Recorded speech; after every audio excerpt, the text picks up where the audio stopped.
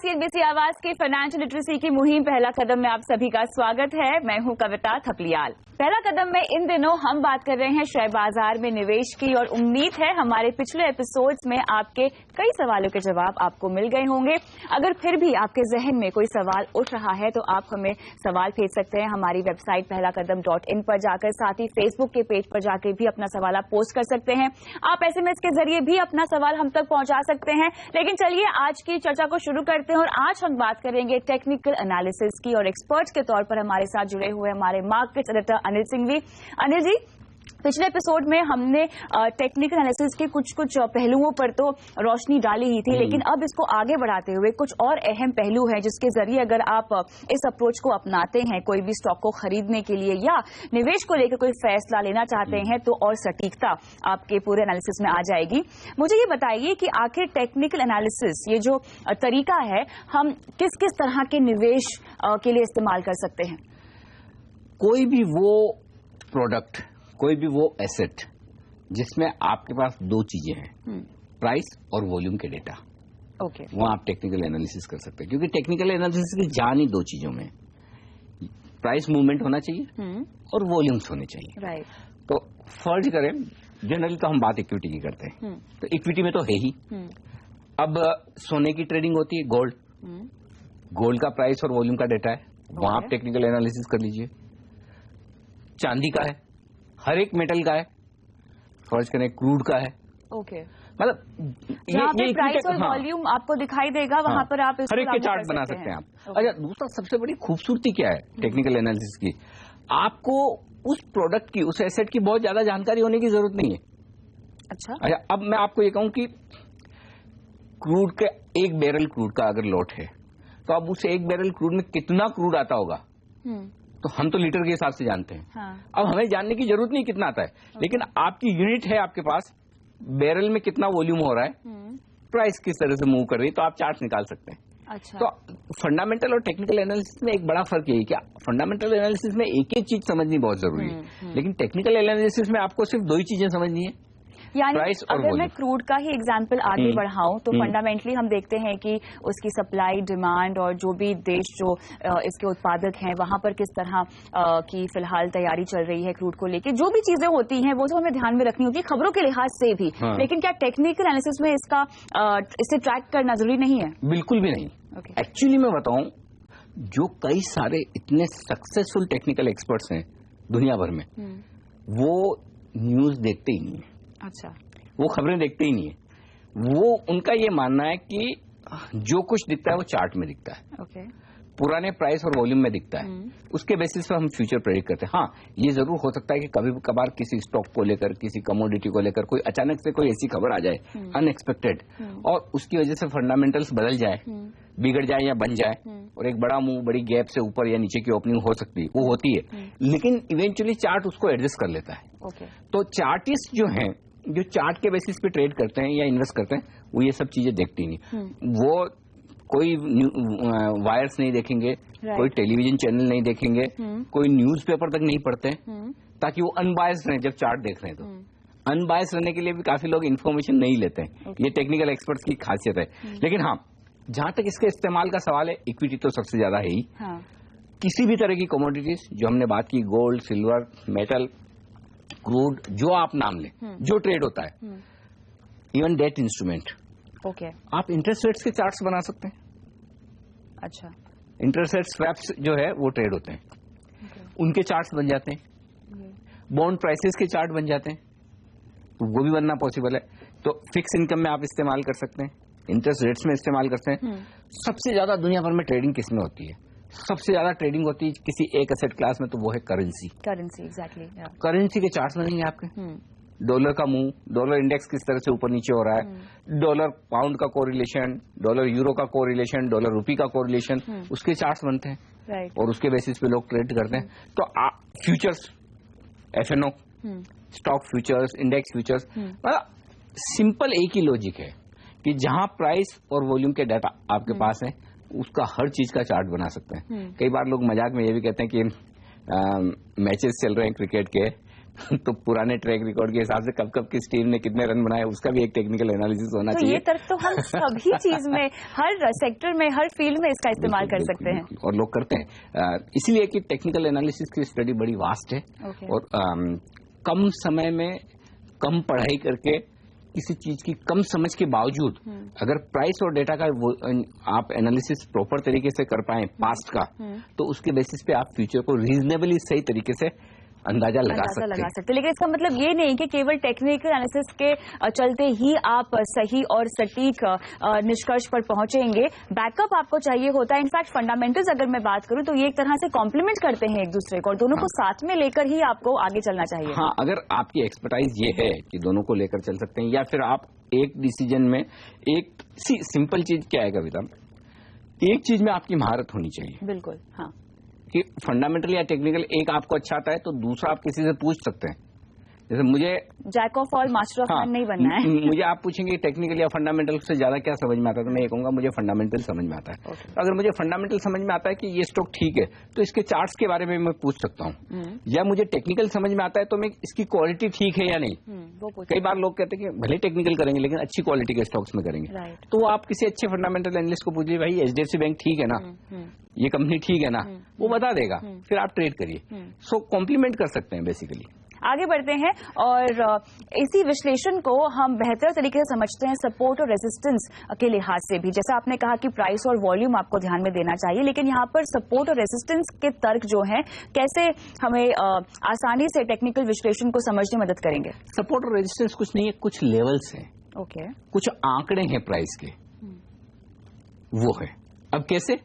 फर्ज करें निफ्टी 8,600 पर ट्रेड कर रहा है, ठीक है।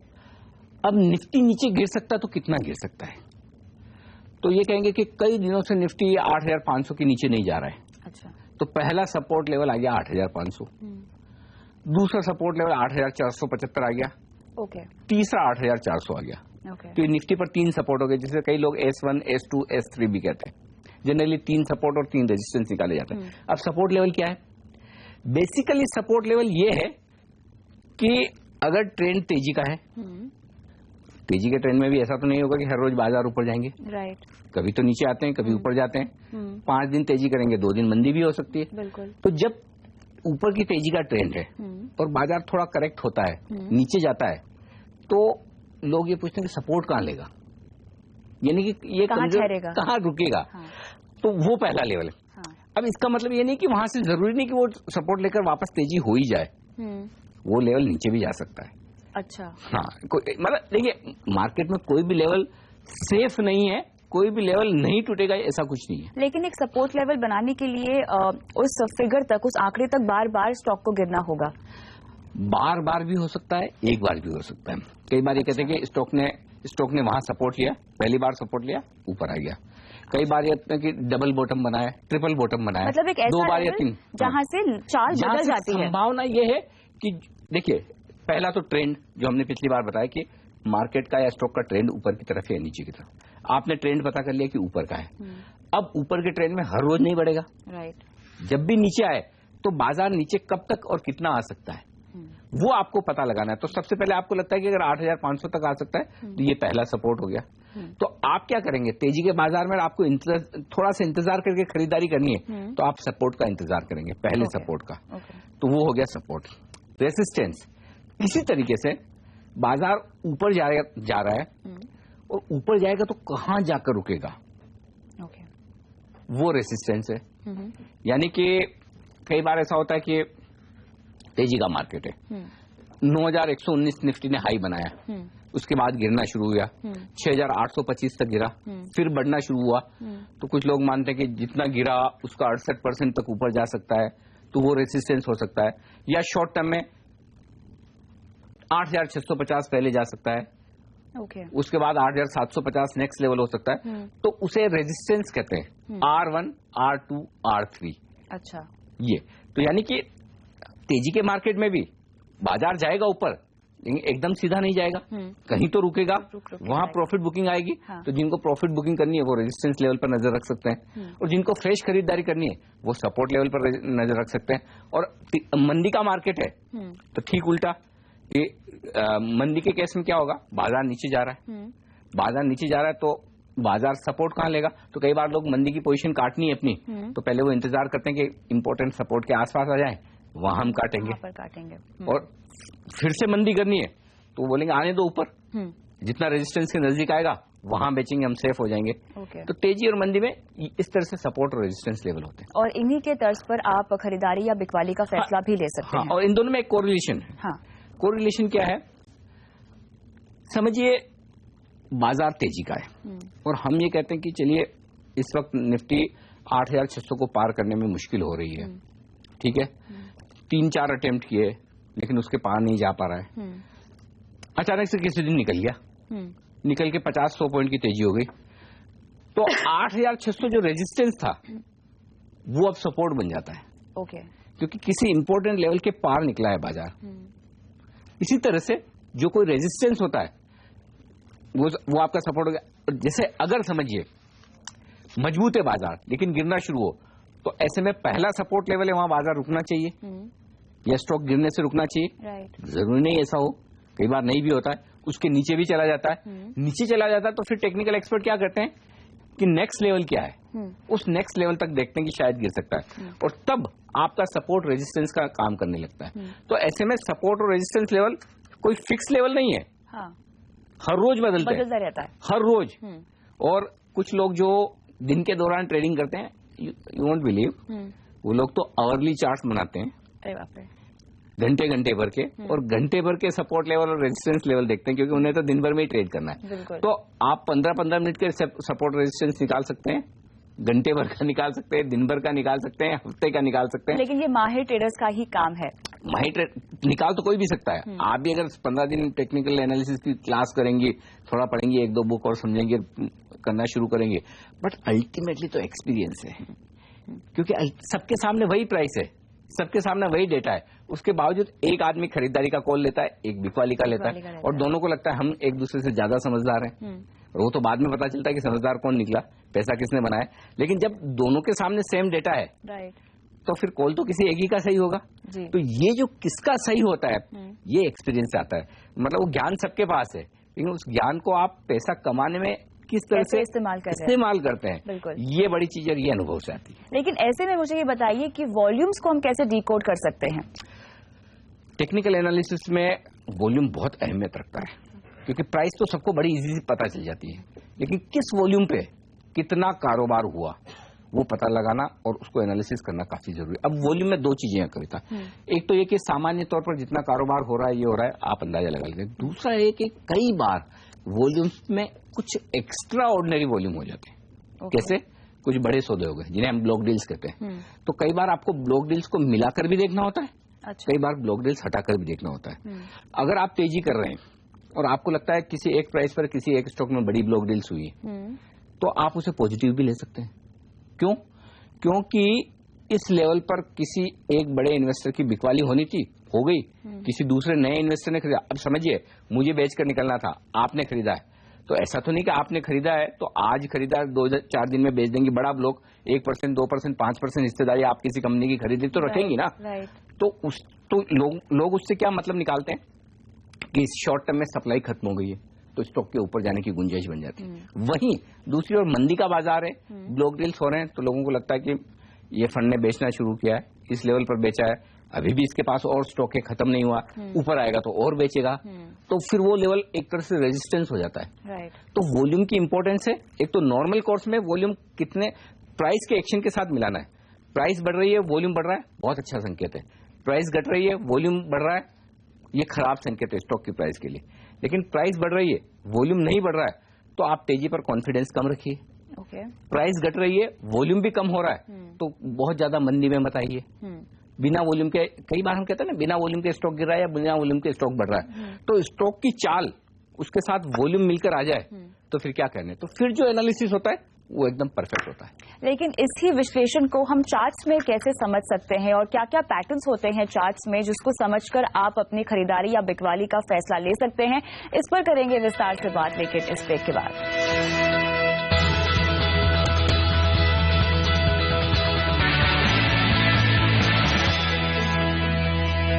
पहला कदम में आपका फिर से स्वागत है और हम आपको बता रहे हैं कैसे टेक्निकल विश्लेषण के जरिए आप बन सकते हैं एक स्मार्ट इन्वेस्टर।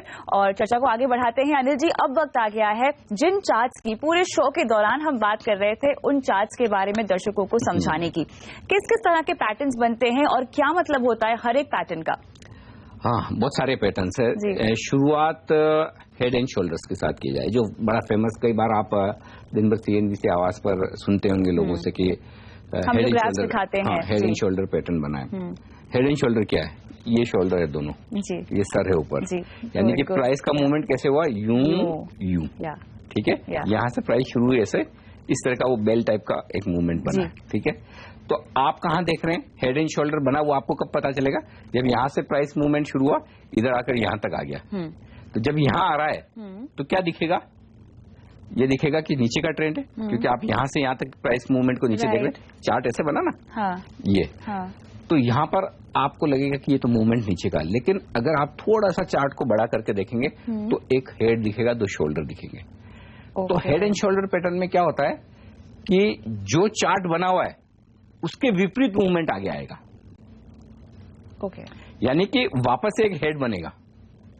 तो हेड बनने के बाद शोल्डर नीचे आया, अच्छा, तो उतना ही नीचे फिर ऊपर जाएगा। एग्जैक्टली। अब वो नेक्स्ट हेड एंड शोल्डर उससे छोटा भी बन सकता है, उससे बड़ा भी बन सकता है। बट पैटर्न वही होगा। पैटर्न वो होगा, ये बना जी, अगला ये बना। ओके, तो ये हेड एंड शोल्डर है। अब हेड एंड शोल्डर में इनवर्स हेड एंड शोल्डर भी होता है, यानी कि जिसे आप क्या कह सकते हैं, ये ऊपर जाने के बाद ये प्राइस मूवमेंट आया नीचे और ये वापस ऊपर। ठीक है, लेकिन movement head and shoulder pattern आप देख रहे हैं तो आपको एक ही चीज ध्यान में रखनी कि जो मूवमेंट चल रहा है उसके विपरीत होगा। तो जैसे इनवर्स हेड एंड शोल्डर, ऐसे ऐसे प्राइस बनी, गिरने के बाद रिकवर हुई, फिर आप यहाँ कहीं चार्ट देख रहे हैं, आपको लगा कि हेड एंड शोल्डर पैटर्न बन गया, तो अब वापस, क्योंकि आप कब देख रहे हैं, जब ऊपर आया तो वो वापस नीचे गिरेगा। तो आपको दोनों तरफ देखें, ये आपकी चार्ट की बेस लाइन है। ऊपर हेड एंड शोल्डर बना जहां आप देख रहे हैं, और वहां से तेजी होगी। नीचे हेड एंड शोल्डर बना, इनवर्स हेड एंड शोल्डर, वहां से फिर से नीचे जा सकता है। तो ट्रेंड के विपरीत चाल का अंदाजा लगाने के लिए हेड एंड शोल्डर होता है। ओके, एक और हम कई बार सुनते हैं जिसका नाम है ट्रायंगल्स, ये क्या होता है? हाँ, ये कुछ इस तरह के पैटर्न्स होते हैं जिसमें आपको अंदाजा लगाना होता है कि आगे किस तरह का हो सकता है। सिमेट्रिकल ट्रायंगल्स होते हैं, असेंडिंग और डिसेंडिंग। ठीक है, अब सिमेट्रिकल ट्रायंगल में ये पता नहीं चलता कि ये मूव किस तरफ देगा। अच्छा, इसके बाद तो लोग ये अंदाजा लगाने की कोशिश करते हैं, सिमेट्रिकल ट्रायंगल बनने के बाद किसी भी तरफ जो मूव आएगा वो बहुत बड़ा मूव आएगा। ठीक है, तो अब ये मूव फर्ज करें आपने, चाहे वो तेजी की तरफ हो या गिरावट की तरफ हो, जो भी होगा बड़ा होगा। ठीक है, और असेंडिंग ट्रायंगल बनना मतलब, जैसा कि नाम है असेंडिंग, मतलब ऊपर, वो जाएगा ऊपर की तरफ सीधे। हाँ, मतलब वो एकदम शार्प मूव दिखाएगा। ऐसा नहीं कि धीरे धीरे धीरे धीरे बढ़ेगा। ट्रायंगल का मतलब ये है कि शार्प, राइट। ठीक है, तो ट्रायंगल बनना, तो एक तो सिमेट्रिकल ट्रायंगल होता है, वो थोड़ा सा एडवांस स्टडी है, लोगों को चार्ट्स देखकर ज्यादा समझ में आए। असेंडिंग ट्रायंगल बन रहा है तो ये पूरी संभावना है कि स्टॉक तेजी से जूम करे, ऊपर जाए। डिसेंडिंग ट्रायंगल बन रहा है तो पूरी संभावना है कि स्टॉक तेजी से गिरे। ओके, तो वो किस तरह का ट्रायंगल बन रहा है उस पर डिपेंड करेगा। अच्छा, एक और बहुत ही नोन पैटर्न है कप एंड हैंडल, तो ये कैसे मूव होता है आपके चार्ट्स पर? देखिए, वैसे कप और हैंडल जैसा कुछ भी नहीं है। अच्छा। नाम कप एंड हैंडल है। कप एंड सॉसर भी चार्ट्स होते हैं। अच्छा, अब बेसिकली है क्या, कप एंड हैंडल एक तरह का चार्ट फॉर्मेशन होता है। उस चार्ट फॉर्मेशन अगर आपको उस तरह का दिख रहा है तो ये आप मान सकते हैं कि इस स्टॉक में या फिर उस इंडेक्स में तेजी का रुझान बनेगा। ओके, तो बुलिश ट्रेंड में अगर कोई स्टॉक का कप और हैंडल जैसा फॉर्मेशन बनता है, मतलब वाकई हमें कप और हैंडल जैसे आकार दिखाई देंगे चार्ट पर? Not exactly. मतलब अगर हम ये इमेजिन कर रहे हैं कि ऐसा कप होगा, जैसे कि हेड एंड शोल्डर में कुछ तो सिमिलैरिटी है हेड और शोल्डर को लेके, तो उसमें होता ये कि एक ट्रेंड के बाद थोड़ा सा स्टॉक ये कह सकते हैं कि आपको इंतजार करने के संकेत देता है। ओके, और लेकिन ये जनरली कप एंड हैंडल जो पैटर्न है वो तेजी के लिए इस्तेमाल किया जाता है, बजाय इसके कि आप उसको मंदी का प्रेडिक्शन करें, तो देखिए टेक्निकल चार्ट्स में भी बहुत सारे अलग अलग पैटर्न्स हैं। कुछ पैटर्न्स आप तेजी के लिए इस्तेमाल करते हैं, कुछ पैटर्न्स आप मंदी के लिए इस्तेमाल करते हैं, कुछ पैटर्न्स आप ब्रेकआउट के लिए इस्तेमाल करते हैं, ऊपर या नीचे की तरफ किसी भी तरह जो ब्रेकआउट हो। तो अलग अलग ये है जिससे आपको अंदाजा लगता है। अच्छा, डबल टॉप और डबल बॉटम, ये हम अक्सर सुनते हैं जो हमें चार्ट्स में दिखाई देता है, जिसके जरिए हम निवेशकों को बिकवाली या खरीदारी की सलाह देते हैं। इसका मतलब क्या है? कई बार आपने स्टॉक्स में सुना होगा फॉल्स ब्रेकआउट आया है। अब एक तरफ तो हम बार बार ये कहते हैं कि ब्रेकआउट होना बहुत अच्छी बात है, उससे आपको ये पता चलता है कि ट्रेंड जो है वो और ऊपर या और नीचे की तरफ जा रहा है। ब्रेकआउट किसी भी डायरेक्शन में, ऊपर या नीचे को भी ब्रेकआउट ही कहते हैं, नीचे ब्रेकडाउन नहीं कहते। चार्ट्स में लैंग्वेज वो है कि ऊपर भी ब्रेकआउट है, नीचे भी ब्रेकआउट है, ठीक है ना। तो ट्रेंड के साथ आपको ये अंदाजा लगा, लेकिन कभी कभी क्या होता है, फॉल्स ब्रेकआउट होता है कि एक बार की चार्ट ने संकेत तो दिखाया कि ब्रेकआउट हो गया, लेकिन तुरंत वो वापस नीचे आ गया। समझो तेजी का चार्ट है, ऐसा लगा कि एक अहम लेवल को तोड़ा है, ऊपर जाने को तैयार है, एक दिन तोड़ा, नेक्स्ट डे वापस नीचे आ गया, तो उसको फॉल्स ब्रेकआउट कहते हैं। ठीक उसी तरह से नीचे की तरफ बाजार सपोर्ट ले रहा है, कोई एक इंपॉर्टेंट लेवल जहां पर बाजार सपोर्ट लेने की कोशिश करे, एक बार गया, वहां से उसने वापस ऊपर की तरफ जाने की कोशिश की, लेकिन फिर से नीचे आ गया, दूसरी बार फिर से उसी लेवल के आसपास सपोर्ट लिया, फिर ऊपर गया, तो फिर क्या होता है, ट्रेडर्स का कॉन्फिडेंस बड़ा जबरदस्त हो जाता है और उसको कहते हैं डबल बॉटम। कि दो बार बाजार ने वहां पर सपोर्ट लिया, तो एक बार पे आप भरोसा करें ना करें, दो बार ऐसा होगा तो करेंगे। ठीक उसी तरह से डबल टॉप।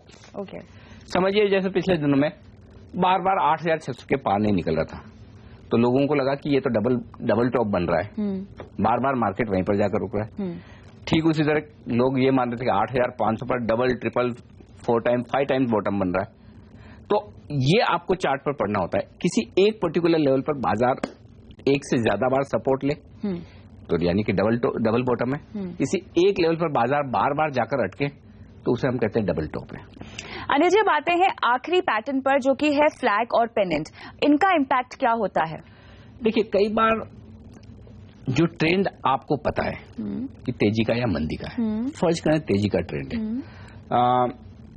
6,825 बजट के दिन नॉन स्टॉप तेजी हो रही है। नॉन स्टॉप तेजी होने के बाद क्या होता है, आप 8,500 पर आ गए, 8,500 8,600 के बीच में 10 दिन हो गए, 12 दिन हो गए, नीचे भी नहीं जाते, ऊपर भी नहीं जाते, क्लोजिंग आपको 8,500 के नीचे की नहीं मिलती, 8,600 के ऊपर की नहीं मिलती, थक जाता है मार्केट, जिसे हम मार्केट की भाषा में कहते हैं साइडवेज मूवमेंट है। साइडवेज मूवमेंट मतलब ये कि कुछ नहीं हो रहा, कोई बड़ा उतार चढ़ाव है नहीं। लेकिन अब होता क्या है, लाइफ लॉन्ग तो ऐसा होगा नहीं, मार्केट कभी एक रेंज में ट्रेड करना तो जानते नहीं भाई, कहीं कहीं तो ऊपर या नीचे जाएंगे, तो वो किस तरफ जाएंगे। तो ये फ्लैग और पेनेंट, ये जो चार्ट पैटर्न है, ये इस तरह से बताते हैं कि एक अच्छी तेजी के बाद अगर बाजार ने एक छोटी रेंज में थोड़ी देर वक्त बिताया, साइडवेज मूवमेंट हो गया, तो उसके बाद वो फिर से वही ट्रेंड पकड़ेंगे और ऊपर की तरफ जाएंगे उसी डायरेक्शन में। ये पैटर्न है, तो इस पैटर्न से आपको ऊपर की तरफ का भी अंदाजा लगता है, और अगर नीचे का पैटर्न है, नीचे काफी गिरा मार्केट, किसी रेंज में काफी देर तक कंसोलिडेट कर रहा है, तो कुछ लोग तो क्या मानेंगे, यहाँ डबल बॉटम भी बना रहा है या रुक भी रहा है, अब यहाँ से रिवर्स हो जाएगा। लेकिन जो फ्लैग एंड पेनेंट पैटर्न्स देखते हैं वो ये मानते हैं कि ट्रेंड वही रहेगा और कुछ समय बिताने के बाद वापस गिरना है। और कई बार मार्केट की भाषा में कहते हैं कि मंदी हो रही है, मार्केट गिर रहा है, निफ्टी गिरे, तो गिरार एकदम से वापस बढ़ा, साइडवेज मूवमेंट हो, तो लोग कहते हैं ये गिरने के लिए बढ़ रहा है जी, यानी कि वापस गिरेगा। तो वो इस तरह के चार्ट्स देखते हैं जो ये बताते हैं फ्लैग एंड पेनेंट पैटर्न के बेसिस पर जो ट्रेंड है, ट्रेंड वही रहेगा, अच्छी तेजी अच्छी मंदी के बाद बाजार थोड़ा वक्त बिताएगा और वक्त बिताने के बाद वही पुराना ट्रेंड जारी रहेगा।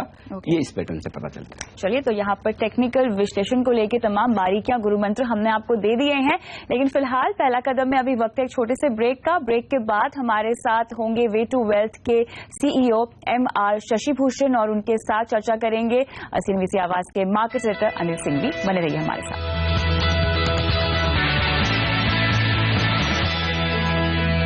एक साल पहले CNBC आवाज ने एक मुहिम की शुरुआत की। मुहिम यह थी कि इन्वेस्टर्स को बचत के बारे में समझाया जाए और साथ ही बचत के बाद निवेश की स्कीम्स बताई जाए, किस तरह से पैसा बनाया जाए। और इस खास मुहिम में हमारा साथ दिया वे टू वेल्थ ने। जी हाँ, एक साल से हम लगातार क्लासरूम्स और अलग अलग जगह पर जाकर कई सारे शो कर रहे हैं और लोगों को समझाने की कोशिश कर रहे हैं, बारीकियां बता रहे हैं इन्वेस्टमेंट्स की, क्यों जरूरत है फाइनेंशियल प्लानिंग की और किस तरह से फाइनेंशियल प्लानिंग करके आप वित्तीय रूप से आजादी पा सकते हैं। आज इसी पर खास बातचीत करने के लिए हमारे साथ कार्यक्रम में शामिल होने वे टू वेल्थ के CEO MR Shashi Bhushan. Bhushan sir, स्वागत है आपका सीएनबीसी आवाज पर। सबसे पहले तो मैं आपको बधाई देना चाहता हूं कि आपने सीएनबीसी आवाज के साथ ये पार्टनरशिप करने का ख्याल किया कि फाइनेंशियल इंक्लूजन के लिए, लोगों को फाइनेंशियल लिटरेसी बढ़ाने के लिए इस तरह की जरूरत है।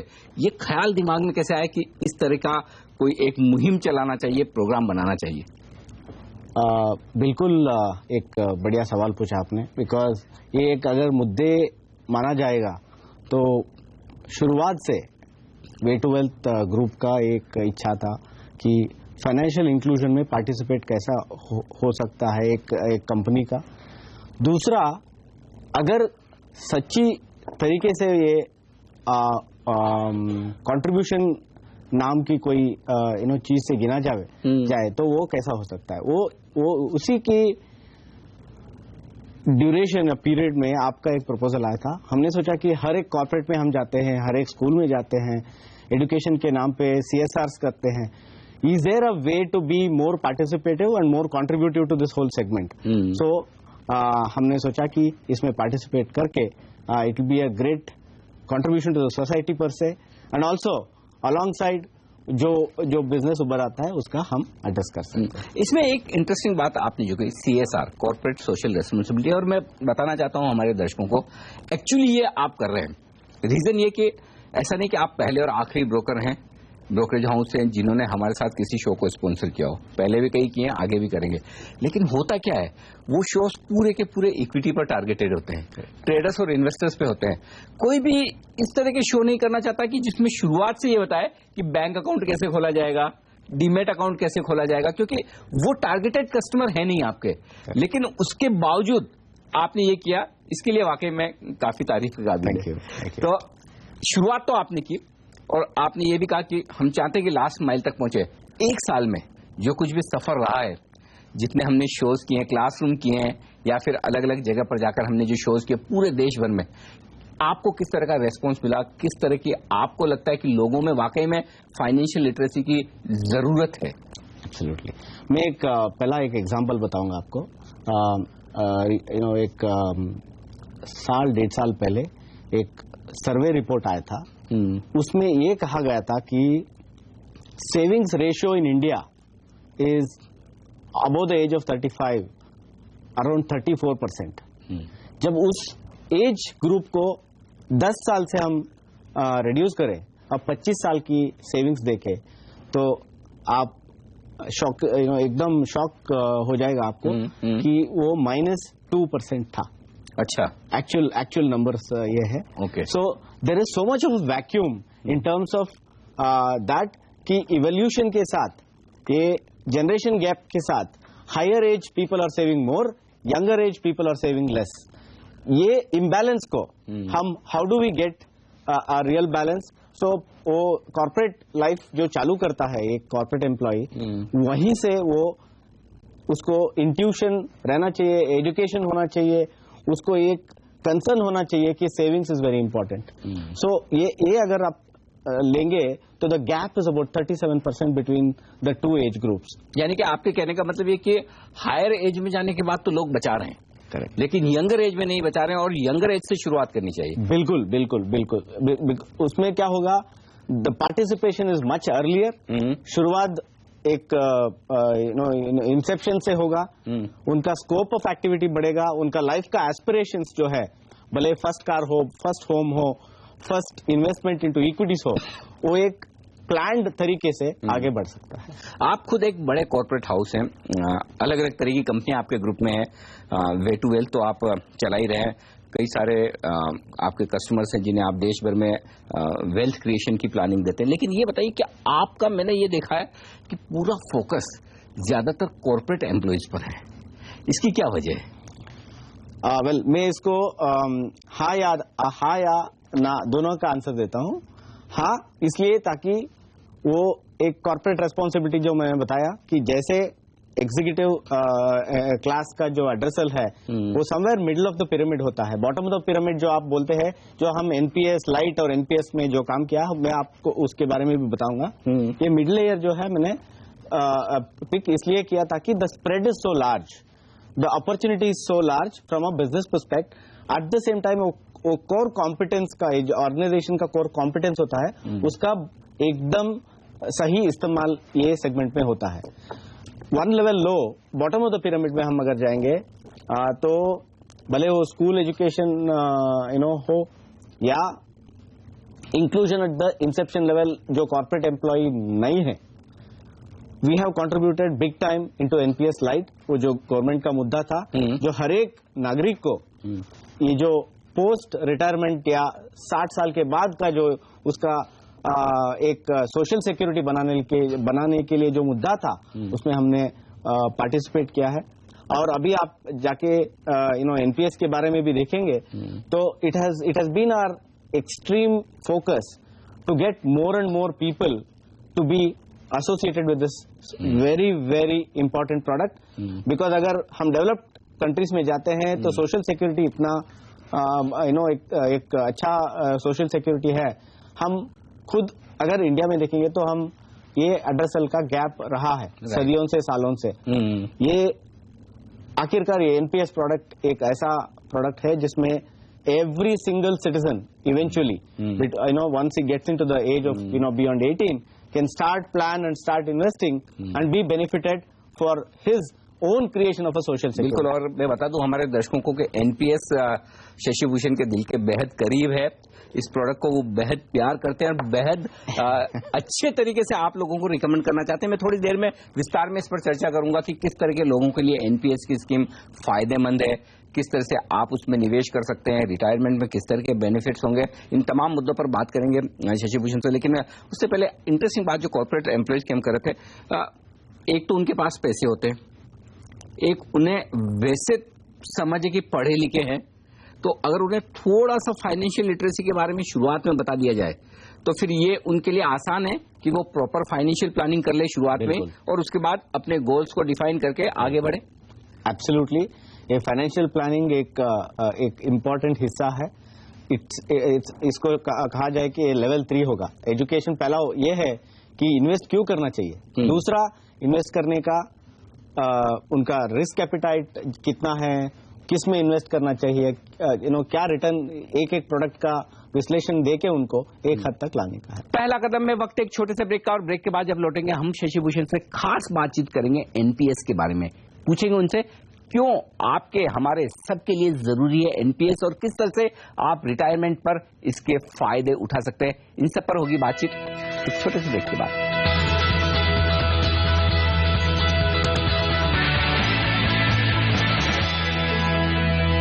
ब्रेक के बाद एक बार फिर से आप सबका स्वागत है पहला कदम के इस खास एपिसोड में। आज हमारे साथ हैं वे टू वेल्थ के सीईओ एमआर शशि भूषण और हम उनसे बात कर रहे हैं फाइनेंशियल प्लानिंग के बारे में और साथ ही एनपीएस की चर्चा भी हम कर रहे हैं उनके साथ। आइए बातचीत को आगे बढ़ाते हैं।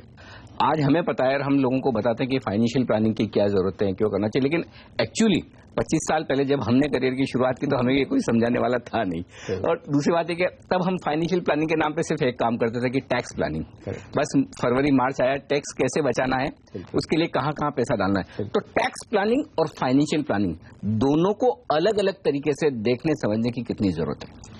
देखिए, कंपल्सिव जो होता है वो टैक्सेशन के जरिए व्यक्त होता है और उसमें टैक्स बेनिफिट लेने के लिए पब्लिक इन्वेस्ट करते हैं।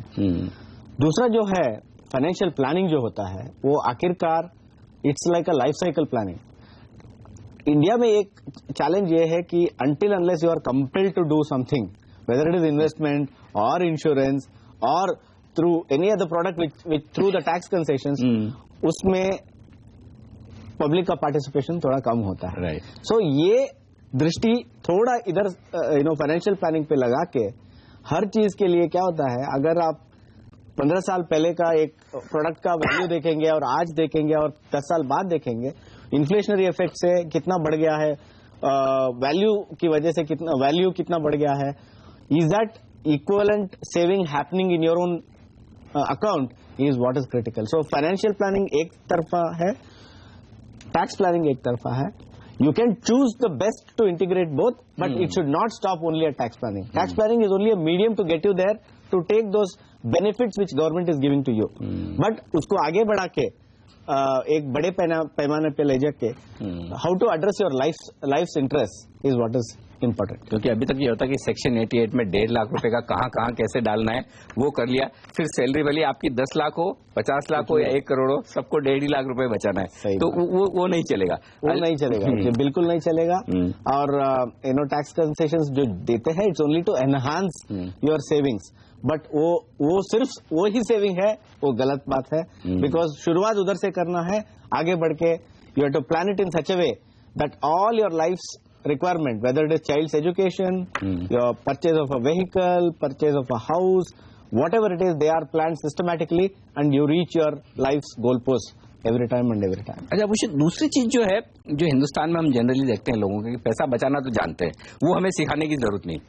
वो हिंदुस्तानियों के ब्लड में ही है कि कमा रहे हैं तो बचाना जरूरी है. अब यंग जनरेशन को छोड़ दें जो थोड़ा खर्चा करने में ज्यादा बिलीव करती है, लेकिन पुराने लोग तो बचाते थे. लेकिन बचाने के बाद उनका फोकस दो ही जगह, या तो प्रॉपर्टी खरीद ली या गोल्ड खरीद लिया. जब तक पैसा थोड़ा थोड़ा है गोल्ड खरीदते जाएंगे, थोड़ा पैसा बड़ा हो गया प्रॉपर्टी खरीद लेंगे, उसके बियॉन्ड सोचना और देखना नहीं है. तो क्या अब ये वक्त आ गया है कि जब हम पूरे ग्लोबल हो चुके हैं, हमारी इकोनॉमी ग्लोबल मार्केट से लिंक है, तो अब फाइनेंशियल इंस्ट्रूमेंट्स, फाइनेंशियल इन्वेस्टमेंट्स के बारे में सोचा जाए, सिर्फ गोल्ड और प्रॉपर्टी से बात नहीं बनेगी? आपने एक बिल्कुल सही मुद्दा चुना है अभी ये डिस्कशन के लिए. एक हाल ही में एक डिस्कशन हुआ था दिल्ली में, government initiated conversation among the industry people. उधर एक हमने प्रस्ताव लाया, सजेशन दिया गवर्नमेंट को कि ये जो आज जनधन स्कीम का इतना बढ़िया सा आउटरीच प्रोग्राम गवर्नमेंट ने किया, उसका बेनिफिट्स तो हर एक आदमी को देखने को मिल रहा है. If not at that level, at least one tad lower, we said there should be a scheme which will bring in a depository account for every single citizen who wants to be participating in the market. इस पे क्या होगा, जैसा government schemes और government benefits पहुंचने के लिए एक बैंक अकाउंट हो गया, मार्केट में पार्टिसिपेट करके हर एक इंस्ट्रूमेंट आज डिमेटलाइज सिचुएशन में मिल रहा है. जो पार्टिसिपेंट्स है वो ग्रोथ बढ़ाने का है. आखिरकार 125 करोड़ आबादी में हमारे पास आज भी 3 करोड़ क्रॉस करने को डीमैट अकाउंट्स का नंबर गिनना पड़ता है. सो वो ये इतना बड़ा अपॉर्चुनिटी जो है हमने प्रस्तुत किया गवर्नमेंट को, ये करने से पार्टिसिपेशन बढ़ेगा, ग्रेटर द इक्विटी मार्केट्स, जैसे आपने बोला गोल्ड और रियल एस्टेट के आगे क्या है. So it is inclusive participation which will bring in greater capital to the corporates, greater stability to the markets, and finally greater value for investment to the investing community.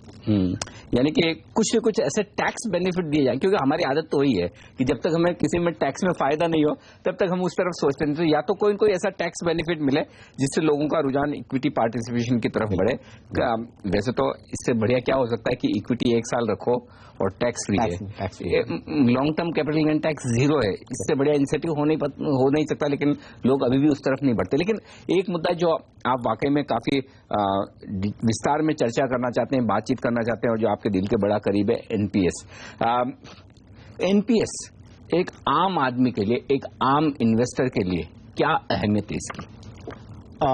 देखिए, जैसे मैंने पहला part of the discussion में बताया कि social security हर एक आदमी के लिए एक बहुत बहुत इंपॉर्टेंट मुद्दा है. Government employees, state government, central government छोड़ के कोई कॉर्पोरेट एम्प्लॉय स्ट्रक्चर में कोई ऐसा स्कीम नहीं है जहां उन लोगों को जो 60 साल पार करते हैं उनका रिक्वायरमेंट्स का एड्रेस करना कोई सिस्टम में नहीं है. अगर वो इतना इंपॉर्टेंट है, बिकॉज ये जो एज है, एज जितना जितना बढ़ेगा उतना आदमी का प्रोडक्टिविटी विदाउट एनी ऑफेंस वो गिरता जाएगा. सो अगर वो 60 साल में रिटायर हो रहा है, आखिरकार he has to have his own savings, उनके पास बचत होना चाहिए जो बाकी का 30, 40, 50 साल वो जो भी जितना भी रहते हैं वो कंजम्पशन के लिए एक कॉर्पस क्रिएट करना पड़ता है उसको खुद पे। अगर ये सोच गवर्नमेंट को आया है, बिकॉज हमारा देश में एक बड़ा एक प्राउड सिचुएशन है जहां we call our self the youngest populated country. देखिए एक क्षण के लिए आप सोचेंगे 20 साल में हम वही सेंटेंस कैसे बताएंगे, we are the oldest country, oldest populated country. So ये क्या होएगा, 35 to 55 जो एज ब्रैकेट हो जाता है, तो from the youngest situation we come to the very very oldest kind of a situation, meaning we are really old, aging population। जो आप आज यूरोप में देखेंगे एजिंग पॉपुलेशन का चैलेंज है, आप कहीं भी मार्केट्स में देखेंगे, बड़ा बड़ा देशों में देखेंगे तो एजिंग पॉपुलेशन का एक बड़ा मुद्दा होके खड़ा हुआ है पब्लिक को एड्रेस करने के लिए, गवर्नमेंट्स को एड्रेस करने के लिए। ये रियलाइजेशन ये गवर्नमेंट को जो आया है, let us start it now, let us not postpone it, एक बहुत ही बहुत अच्छा सोच है। एंड हर एक नागरिक को इसमें पार्टिसिपेट करना इंपॉर्टेंट है। इसमें पाबंदियां नहीं है, 500 रुपए से लेके 10% ऑफ द बेसिक जो वेज होता है उधर तक कर सकते हैं। पार्टिसिपेशन सबके लिए है, बिलो पॉवर्टी लाइन या जो सो टू से जिनका अर्निंग कैपेबिलिटीज कम है या जो अनऑर्गेनाइज सेक्टर है उनके लिए भी गवर्नमेंट में इस प्रोविजन किया है और अटल पेंशन योजना के माध्यम से वो पार्टिसिपेट कर सकते हैं। बहुत इंटरेस्टिंग बात आपने कही सोशल सिक्योरिटी को लेकर, और जो हम जिस बात पर हम बड़ा गर्व करते हैं कि हिंदुस्तान में यंग पॉपुलेशन बहुत है, तो आज यूरोप के कई सारे देश जो बैंकरप्ट होने के कगार पर वो पेंशन लायबिलिटी की वजह से, तो अगर वो सिचुएशन आगे चलते हुए हिंदुस्तान में 20, 30, 40 साल बाद आए तो क्या होगा, वो सोचने वाली बात है, क्योंकि हमारे यहाँ तो पॉपुलेशन भी ज्यादा है। लेकिन भूषण आपने जो बात कही कि हर एक इन्वेस्टर को पार्टिसिपेट करना चाहिए एनपीएस में, मैं ये जानना चाहता हूं कि आप में कोई भी इन्वेस्टर पैसा लगा सकता है, और चूंकि हमारा पहला कदम ये बड़ी बेसिक वाली चीज है, तो थोड़ी सी इसकी बेसिक्स हमें बताएं एनपीएस की, कि किस तरह से स्कीम काम करती है, क्या इसके फीचर्स है, कितने वक्त तक पैसा लगाना है, और उसके बाद मैच्योरिटी के बाद कब कितना पैसा मिलेगा इन्वेस्टर्स को, रिटायरमेंट के बाद किस तरह से फायदा होगा। देखिए बेसिक ये है कि इसमें कोई भी नागरिक जो 18 साल से ऊपर का है पार्टिसिपेट कर सकता है। वो भले कॉर्पोरेट एम्प्लॉय हो सकता है, बिजनेसमैन हो सकता है, कोई उसमें पाबंदी नहीं है, एंट्री रिस्ट्रिक्शंस नहीं है। कितना कंट्रीब्यूट कर सकता है, 500 रुपए per month, that is 6000 rupees per annum, वो मिनिमम कंट्रीब्यूशन है।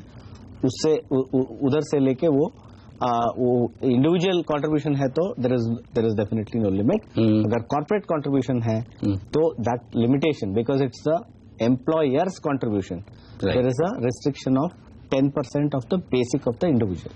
तो 10% उनकी तरफ से उनकी बेसिक जितना है उधर का 10% हो सकता है, और वो एम्प्लॉई उसकी जो कंट्रीब्यूशन है, उसका जो कंट्रीब्यूशन है that could be up to 50,000 rupees for the purpose of tax concession only, but there is no restriction। ज्यादा डाल सकते हैं, टैक्स 50,000 तक मिलेगा, 50,000 तक मिलेगा उनको। ये दोनों जो है टैक्स फ्री है। आगे जाके अगर बिजनेसमैन है उनका कंट्रीब्यूशन का कोई रिस्ट्रिक्शन नहीं है। ये पहला इंपॉर्टेंट पॉइंट है।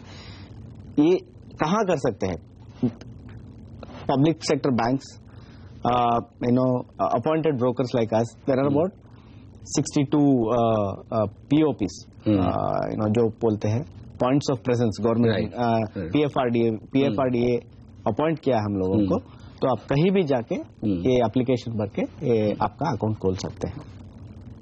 दूसरा बात जो है, इसका रिटर्न्स कैसा होगा, इसका रिस्क क्या होगा। इसमें एक बहुत बड़ा पॉजिटिव जो है, unlike in various other contributions, हमको जहां फंड्स का जो मैनेजमेंट होता है उसको वो देखने को नहीं मिलता है, शायद पार्टिसिपेशन कम होता है। कोई भी गवर्नमेंट प्रोडक्ट्स है कि टैक्स का 54EC हो, कोई जो गवर्नमेंट में कंट्रीब्यूट करते हैं उसका परफॉर्मेंसेस जो है हमको देखने को नहीं मिलता, मुश्किल से मिलता है। बट एनपीएस में इतना ट्रांसपेरेंसी है, आखिरकार सेम फंड मैनेजर्स, जो अपॉइंटेड फंड मैनेजर्स है, 7 फंड मैनेजर्स है, वही मैनेज करेंगे फंड्स, और अगर उनका परफॉर्मेंसेस कम है तो साल में एक बार as an individual you can change your fund manager also. Okay, तो यानी कि बिल्कुल ठीक उसी तरह से जैसे म्यूचुअल फंड्स के जो फंड मैनेजर्स है, बिल्कुल वही परफॉर्मेंस आपको सरकारी प्रोडक्ट्स में मिल रही है। इससे बढ़िया क्या बात हो सकती है। भूषण सर, बहुत बहुत शुक्रिया आपका CNBC आवाज के साथ जुड़कर पहला कदम की इस मुहिम में हमारे दर्शकों को पूरा फायदा पहुंचाने के लिए। तो ये थे MR Shashibhushan, CEO way to wealth के, जो बताते हुए NPS के बारे में। ये एक ऐसी स्कीम है जिसमें हर एक इंडिविजुअल को पार्टिसिपेट करना चाहिए, भाग लेना चाहिए, ताकि आपका रिटायरमेंट बेहतरीन हो सके। पहला कदम के इस खास शो में आज के लिए इतना ही। मुझे दीजिए इजाजत, बने रहिए हमारे साथ CNBC आवाज पर। नमस्कार।